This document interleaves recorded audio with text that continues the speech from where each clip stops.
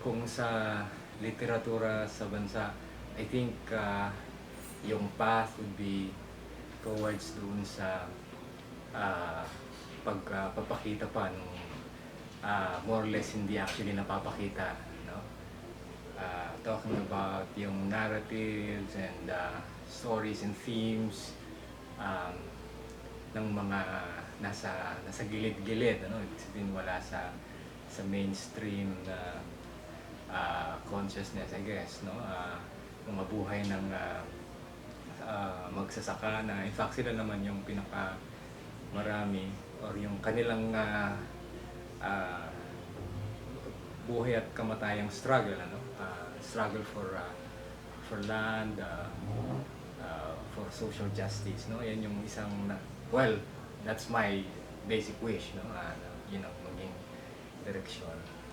And with scholarship in general, ang assumption kasi natin, no, sa nasa pamantasan generally ang scholarship. Pero I'm sure maraming mga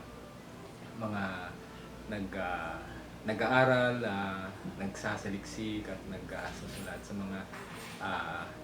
mga bagay na I think mga nakalapat sa lupa. One would of course be from where I'm coming, yung kaugnay sa genuine land reform, no, and national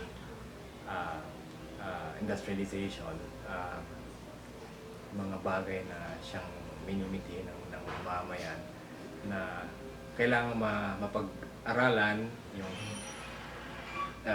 current state, for example, of the continuing landlessness of the peasants and yung paghahangad niya for genuine reforms or yung tunay na redistributive na agrarian reform, and of course yung isang ekonomiya na independent, which is basically yung isang nationalist industrialization. So ito dapat, I think, yung mga pinag-aaralan.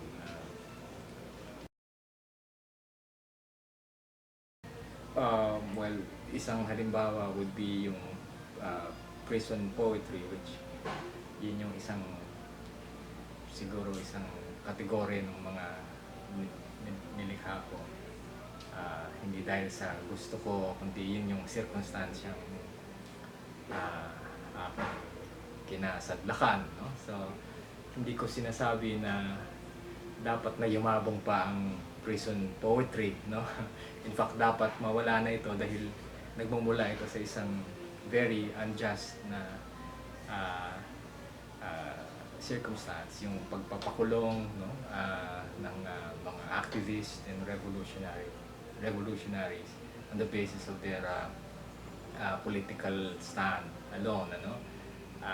Yun nga yung isang irony, no,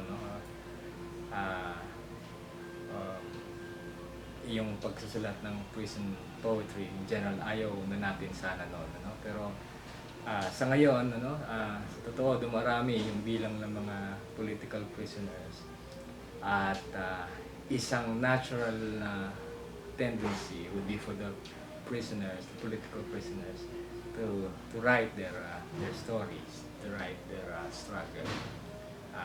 One thing which I actually did.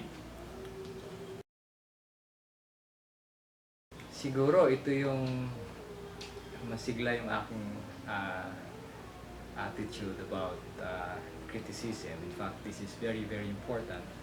I think among us or artists or writers belonging in the social movements, no? Mahalaga yon, ano?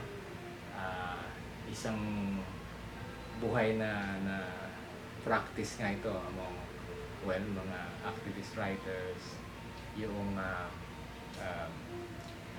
mass criticism. In fact, hindi lang ng criticism ng iyong peers, no, kundi mismong criticism ng iyong audience, o ng mass in general, dahil ito yung isang napakahalagang gauge, no. Ang iyong isinusulat ay wasto, no? Both in form and content. And so for me, yung criticism, very, very open doon. In fact, may nahangad na laging may gano'n, ano, may mabanggit ano, mga kahinaan at mga kalakasan. And from there, no, dun uulan, I think, yung panulat. Yun, okay. Wala akong tablet yung wala akong tablet at wala rin, hindi rin ako bumibili ng e-books. Ano bang isang equalizing siguro thing yung digital publishing, one way of, I think, democratizing field. Why not? May effect naman yung digital publishing.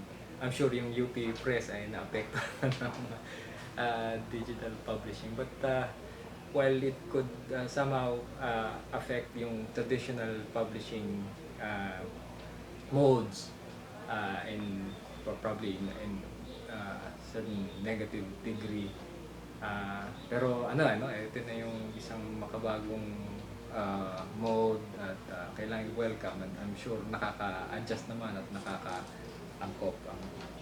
Ang mahalaga is I think sa akin yung makaabot sa mas malawak na tao, no? Yung sulatin. Siguro isa yung sa isang assumption, no, na writers generally nag-iisa or solitary individualist na creature.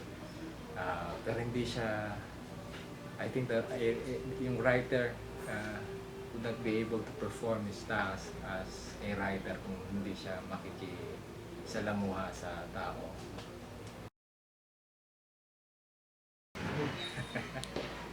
Doktor. But pero definitely yung pagiging writer ay bagay lamang among the other things that define me. So marami rin naman ako aspeto ng aking pagkatao bukod sa pagiging manunulat. So foremost of which I think would be yung pagiging aktivista. Kumakanta rin on the side. So coffee and Yossi. Yun. Pero nung nasa kulungan for 2 years, yun yung mahirap magsulat sa kulungan, no, maingay. So sa gabi lang ako nakakapagsulat.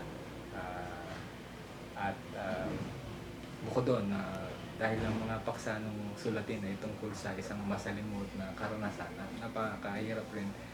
So sometimes positive yun na engage ko yung aking thoughts and feelings at sinusulat ito, pero most of the time agonizing siya, no? So given the circumstance, kaya kailangan ng maraming pagtanga, pagnganga, words like freedom would be one good word, yung freedom, and another would be struggle. Philippine Society and Revolution is not a literary work, but it's basically world-shaking. And Amado Guerrero, Nora Honor, definitely for national artists. Well, very recently nabasa ko yung akda ni Ramon Guillermo, kanyang maikling novel, Outside.